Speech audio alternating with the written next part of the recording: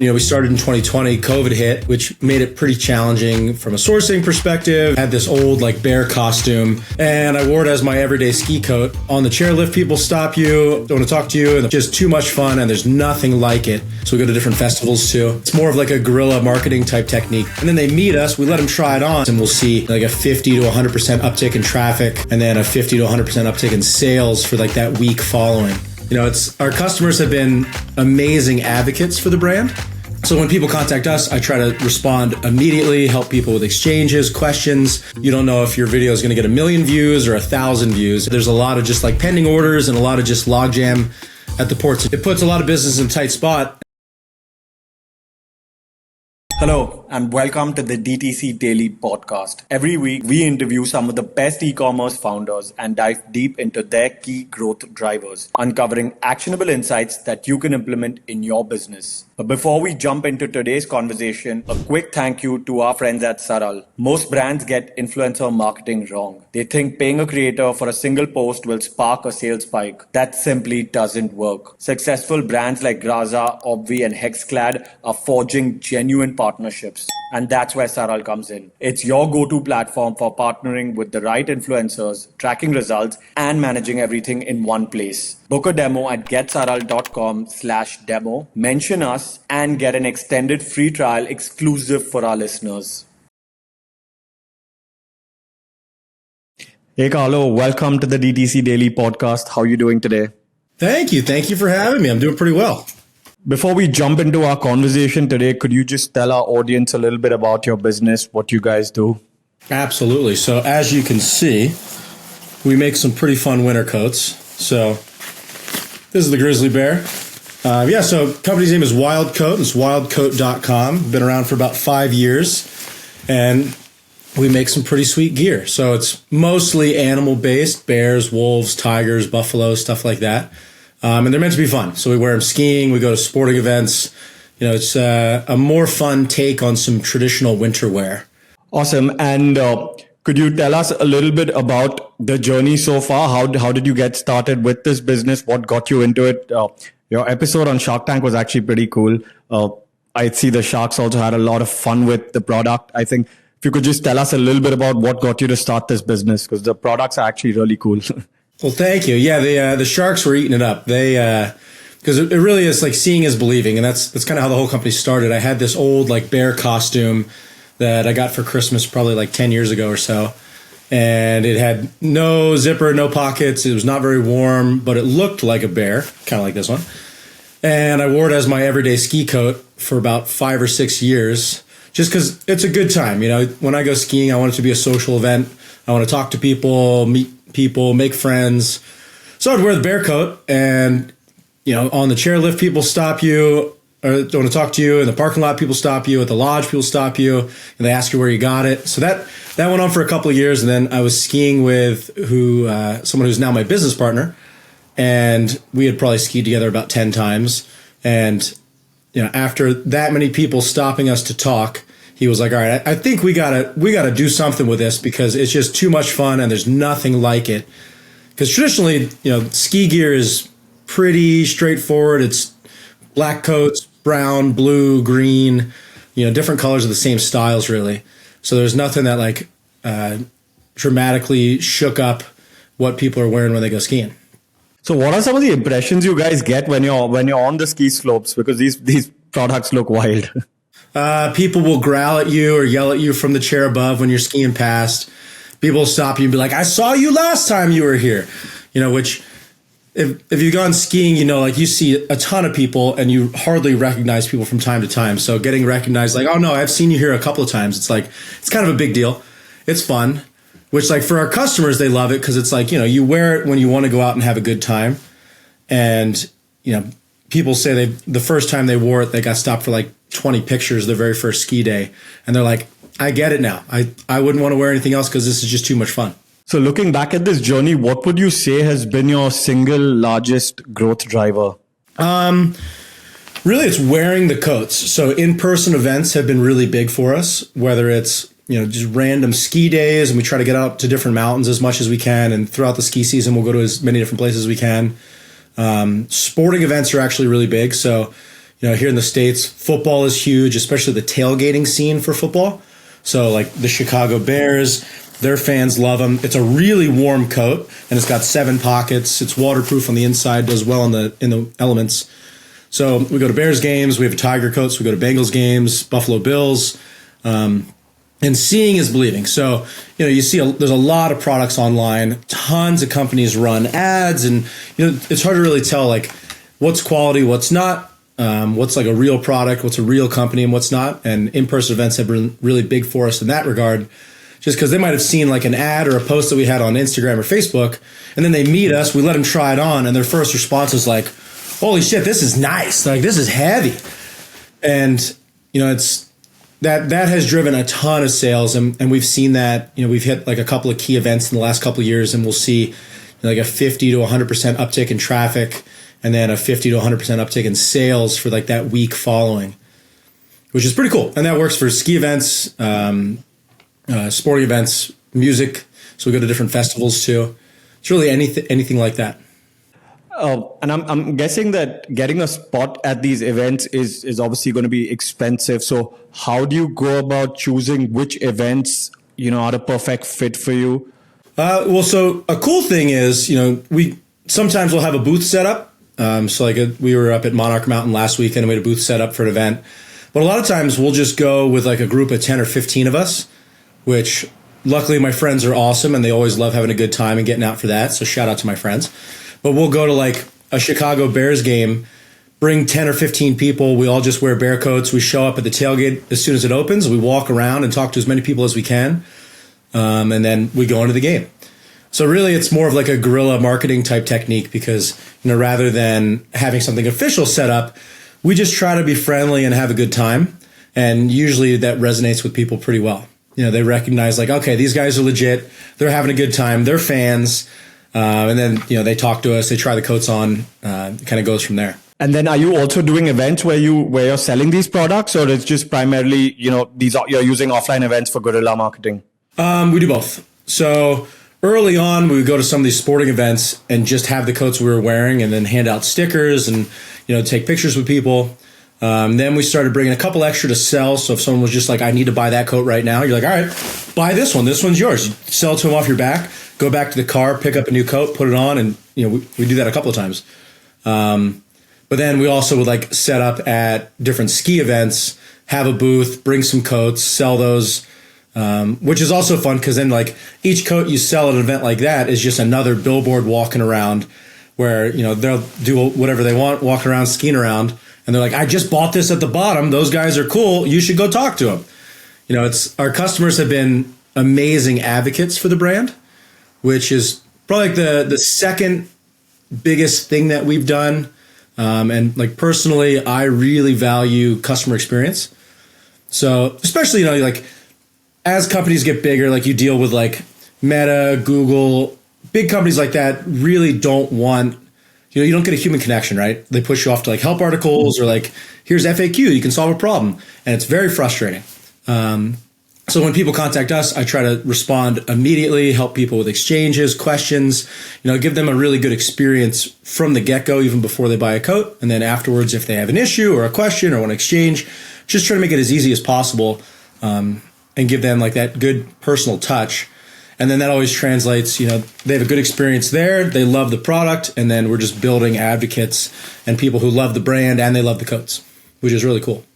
And you mentioned earlier that after most of these events, you generally see a 50 to 100% uptick in sales.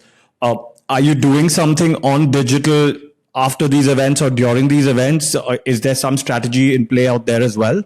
Yeah, so we have a lot of ads running. So we use like Google Ads, Meta on Instagram and Facebook, and then a few other platforms. So we definitely run some ads. So like we'll go to an event and then try to hit that event or like similar interests or like geolocation, that sort of thing. Just so that way if people kind of came across us or they see like a group of us, they're like, what are those? Then they might see one of our ads later on. And it's kind of like a dual result on it or dual purpose, because sometimes they'll see the ads first and then run into us in person and they're like, I've seen these online. Or the opposite, they'll see us in person and then we'll get them with some ads later on and they're like, okay, cool. Those are badass. I got to get one. and they'll either get it that year, maybe they'll get it the next year. Just like planting little seeds. So it's almost like a retargeting ad, but it's just that the first interaction is probably happening in person, and then they're getting caught online with the same product. Totally. And they're like, I saw that guy, which is funny because like a lot of times, because I use all my friends volunteered for like a lot of our photo shoots and stuff too. So, because we're a small company. I've only been around a couple of years. I have 2 employees other than me. So we don't have like a huge budget for like bringing on models and doing all these big shoots or anything. So a lot of times it's pretty basic in terms of like, let's go skiing and we're going to take some pictures while we're skiing. So it's kind of fun in that regard. So they'll bump into us, a group of us, and they'll be like, didn't I see that guy in a Facebook ad? And I'm like, yeah, it's the same guy. He's just a friend of mine. And how do you manage seasonality in the business? Because I'm assuming this is more of a winter product. So how do you manage it through the rest of the year? Yeah, so it's definitely seasonal. So we do a lot of selling in the fall, leading into sports season and ski season, and then we'll sell throughout the winter. So we're like kind of wrapping up our selling season now. We're sold out of pretty much everything from this past year, and then we're working on our new styles for next year. That'll be here hopefully in around September. So what happens from this period to September, typically with the business? So we're working with our factory, doing lots of sampling, building out like new features that we're adding in, like this coat actually. So in the claws and the mittens, this is our older one. This is our newer one that has a pull cord in it now. Same thing with like this hood. We added some magnets in the top. So if you're wearing a ski helmet, you put counter magnets on your helmet and it locks into place. So if you're unzipped, it stays up, or if you turn your head, it would turn with you. So we kind of like think of all the new features that we want to add throughout the season and as we're using it. And then like as our customers, they always reach out and they're like, I got an idea for you. And I'm like, hit me. What will make it nice? So we usually aim to add a couple of features, then we add a couple of styles each year. So that starts around January. So we've been working back and forth with the factory since then. And then we're hoping to finalize some of those samples. We've already got a pre-order running for next year. And then, just kind of getting ready for next season. So next, I wanted to actually ask you, currently, if you had to kind of talk a little bit about the split in terms of revenue, how much of it is from offline and how much of it comes from online activities? Was that the difference between offline and online for sales? Yeah. Primarily online, especially because it's a higher ticket item. Our coats are anywhere from like $400 to $500. A lot of times people will see it in person, try it on, love it, and then end up buying it later online. So it's almost exclusively online, aside from like some of those events, or sometimes like since we're in Boulder, Colorado, if people are local, they can hit us up, come by, try one on. It's always a good time when that happens. And apart from the ads that you're running, say when you run into people in person at events, is there something that you're doing to capture these leads? We hand out stickers. So I don't know if I have one over here on my desk, but we have, if you go on our, actually, hold on. Let's see. So hard to see, but we've got a whole bunch of different stickers for a lot of our different animals that it's the animal wearing a human coat, which is kind of fun. So everywhere we go, I've got a pocket full of stickers. And actually, I think I have some in this coat. There's always, all the coats have a bunch of stickers in them always. So we'll hand out stickers to everybody. It's a fun sticker, and then it has a QR code on it too. So if you scan that, it goes to a link that shows like our website, Instagram, TikTok, Facebook, all that sort of thing. So it makes it easy to find us. And then we'll put stickers all over the place too. That's actually a pretty cool idea. A lot of the brands we speak to are just so stuck in that same loop of social media paid ads. And even within that cycle, if you look at their social media, they're just posting, pictures of their products and trying to push the products. And, there's nothing much fun about the handle that you'd actually want to follow it. And even paid ads, obviously, they're just getting more and more expensive. Do you have any advice for some of these founders? Because, some of the stuff that you're doing is pretty cool and, inexpensive. Yeah. We just try to have fun with it. So obviously the in-person stuff is important, but like on our socials, we try to have a good mix of some nice pictures of the product, just so if someone's scrolling through, they can be like, okay, there's the buffalo, there's the grizzly bear, ooh, a polar bear. But then we do a lot of just like really like silly, dumb reels and TikToks and just trying to show a little bit of personality. You know, the brand is really about customers showing their personality and wanting to wear a coat that looks like a bear. And, you know, we try to show that we have a little bit of personality too. We like to have fun with it. We've gotten some pretty good traction on a couple of just super random videos that, you know, it's throwing darts, right? You know, especially with the way the algorithms work. You don't know if your video is going to get 1 million views or 1,000 views, and it can literally be back and forth every single one, or mostly in the thousands. So it's just kind of like, yeah, throw darts, have fun with it. You know, some of the content's super good and polished. Sometimes it's literally just me with a phone, and I'm like, ooh, here, video this. And then that video will get like, you know, a couple 100,000 views. And we don't really know why sometimes. You know, sometimes it's like, some of it is really good content, and some of it's just silly, personal, and personable. And that's the main thing that we always try to hit on is like, we just try to be as relatable and fun as possible.